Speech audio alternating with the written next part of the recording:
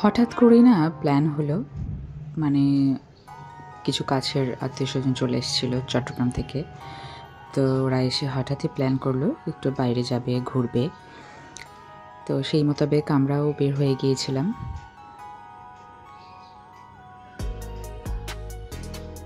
তো সাথে যেহেতু বাচ্চারা ছিল, ওদের ফেভারিট প্লেস ছিল যে বসুন্ধরার যে গো কার্ট, সেখানে ওরা রাইড করবে।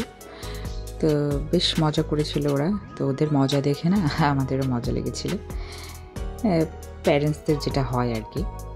তো ওখান থেকে চলে এসেছিলাম। এরপরে বনানীতে একটা অ্যারাবিয়ান রেস্টুরেন্ট আছে, তো ওখানে আমরা ডিনার করেছিলাম।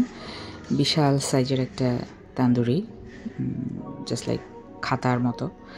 সাথে অনেক মজাদার আইটেম ছিল, লাচ্ছি ছিল, একটা বিশাল থালি টাইপস ছিল, কাবাব, রাইস সব একসাথেই। তো এই তো এভাবেই আজকের দিনটা শেষ হলো। আল্লাহ হাফিজ।